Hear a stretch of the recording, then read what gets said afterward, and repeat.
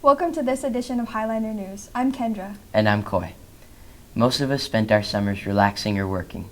4 Valley City students spent 10 weeks at basic training. Reporter Grace Meyer finds out why they chose this path. I chose to join the Army to protect and serve my country. I joined the Army to get free college and all the financial benefits. I joined the Army for benefits in college and also because it's a tradition in my family. I decided to join the Army because I wanted to continue my family's tradition and I wanted to get out of the town and see the world. The hardest part was probably being away from family. The hardest part about basic training was getting in trouble for what everyone else messed up on. The worst part of basic training was dealing with all the snobby people. The worst part about basic training was dealing with all the people that didn't really want to be there and couldn't figure out how to make their beds. A funny story I had was we snuck candy bars into the bay and we couldn't have candy bars for the entire cycle. The funniest thing that happened at basic training is one of us was pretending to be a drill sergeant, and that drill sergeant that we were pretending to be walked in on us and we got in a lot of trouble. I had this battle buddy, her last name was Green as well, and we were together 24/7. We got in a fight and she threw dirt at me and we weren't allowed to talk to each other ever again. A funny story from basic training was for fire guard, I woke up my battle buddy about 5 times and he kept falling back asleep, so I flipped him out of his bunk with his mattress on top of him. And then he chased me around the bay. Reporting for Highliner News, this is Grace Meyer. With the wrestling season soon starting up, reporter Coy Griebel demonstrates a popular move for the athletes. The Armbar, otherwise known as a chicken wing, bar arm, or wing. Many Highlander wrestlers excel at this move, including one in particular, Colton Griebel. I've learned it when I was little in Express and just used it since. Now, let's see how it's done. So, usually you want to be in the top position and you want them flat on their belly. This is tight for him to get out. He only has one arm to build his base. Then, I like to pop this arm out here, pop it out, so there's this big old hole here. And I like to put my arm through that. Now we're open here. Now my arm is straight across his back. Drive, drive, drive. And as soon as they're like this and their tipping point, they're practically going over for you because their shoulder's about to break. From Highlander News, this is Coy Griebel. Most of us know someone affected by a heart condition. Reporter Olivia Inkstead brings you the story. My heart defect is tetralogy of flow.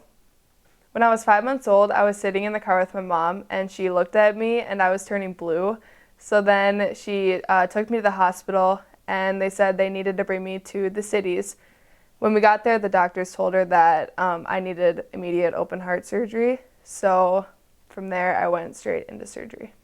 I don't remember my recovery from my first surgery, but my second one, it was really difficult on me and my parents.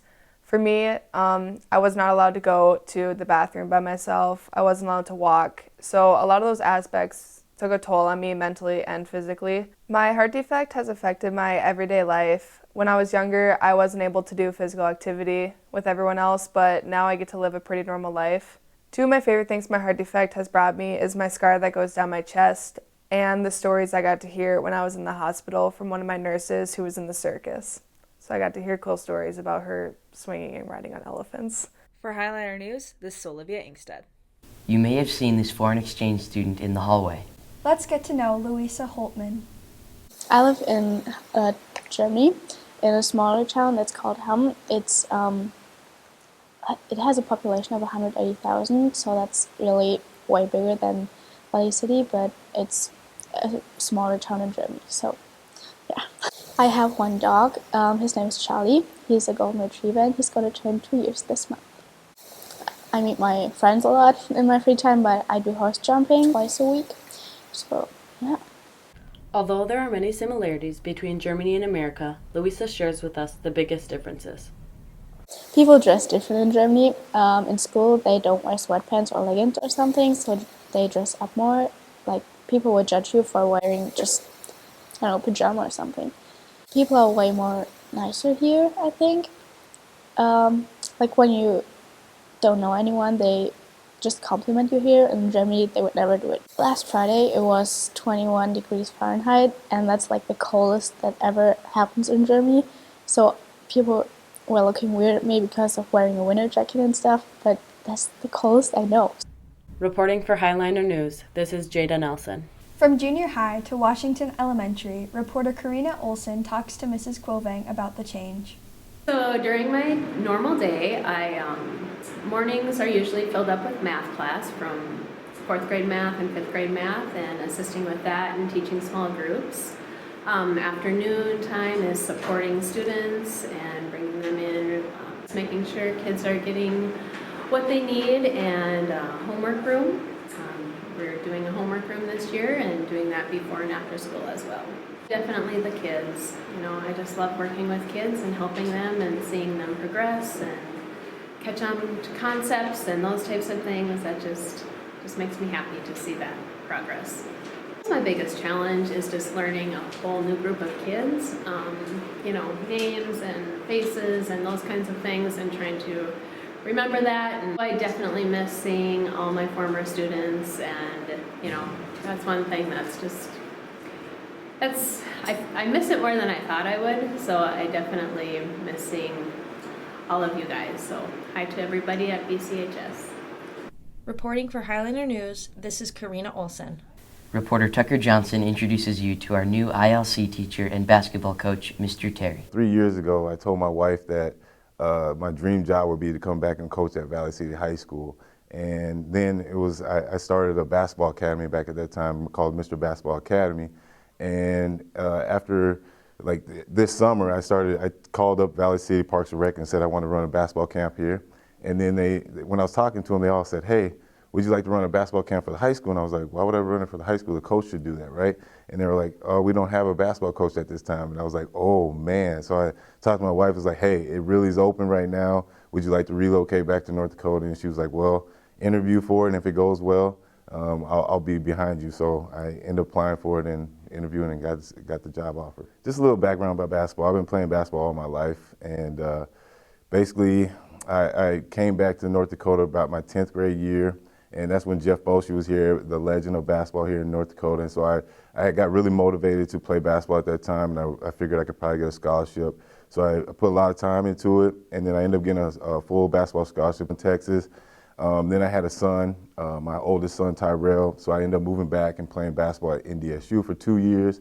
And then I really knew at that time I wanted to coach basketball, so I was ready to quit. My coach was like, "No, you're not going to quit basketball." He's like, I think you should just go back to Valley City, play 2 years there, finish up, and then I have a graduate assistant job for you here at NDSU. So that's kind of what I did, but then I thought I could play pro basketball, so I did that for a couple of years, and it just wasn't cut. I wasn't cut out for it. So I came back and started working at places like Microsoft and startup tech jobs, and I just didn't have the passion for it. I really wanted to coach. So I started up that basketball academy, and that kind of led me to where I am now. My oldest son, his name's Tyrell. He played in the NBA. And then, the other interesting facts is that me and my wife, we had 7 kids. One of our kids did pass away when he was 2.5 months. That was tough, but the good thing that came out of that is that, all the passions that I had came out at that time, and so I decided to pursue everything because I noticed that life was short. For Highliner News, this is Tucker Johnson. Summer is a time to explore new jobs. Reporter Hayden Becker brings you the story. My job title is a VCHS school janitor, and I did it over the summer. When being a janitor, we kind of basically just went around the rooms and cleaned up all the desks, make sure there was no gum on it, and washed the walls, just wiped up the desks and vacuumed hallways and cleaned out all the lockers, and did a whole bunch of little stuff around the school to make it nice and sharp for the school year. Picked my job to get some money. Did it with some friends, so it was nice and fun. It was good hours to work around my baseball season, and it was just a fun opportunity. Over the summer, I work at the country club. I work for my grandpa. I lifeguarded this summer, and I do a little bit during the school year. And then also on the weekends, sometimes I'll serve breakfast at the Legacy Place. At the country club, it's not very glorious, I guess. I pick up sticks and kind of whatever they tell me to do, wash carts. At the Legacy Place, I serve the elderly people breakfast, and I talk with them. Lifeguarding, kind of as advertised, I guess, a lifeguard. And then for my grandpa, he's a big gardener, so I get dirty with the gardens. Reporting for Highlander News, this is Hayden Becker. Blush is a quaint place in Valley City. Reporter Olivia Inkstead takes you inside this unique store. I sat down with the owner of Blush, Penny Walla, to learn more about the business. I moved from Minot in 2016, and when I got here, I realized there just wasn't a women's clothing store and a place for women to shop, so I thought it would be a great opportunity. Penny then tells us what makes Blush stand out. One unique thing that we have here in Blush is the Lake Ashtabula clothing line, and we were the first ones in the area to market Lake Ashtabula, so we are really proud of that. You might wonder how Blush keeps up with the trends. We get new arrivals almost every day, at least 2-3 times a week. So, when can you visit Blush? Blush is open Monday through Friday, 11 to 5:30, and Saturday, 10 to 4. And then if there's any special events going on in town, we do extend our hours. And lastly, there was something Penny wanted everyone to know. My favorite high school employee would be Olivia Inkstead. For Highlander News, this is Olivia Inkstead. Thank you for joining us for this edition of Highlander News. I'm Coy. And I'm Kendra.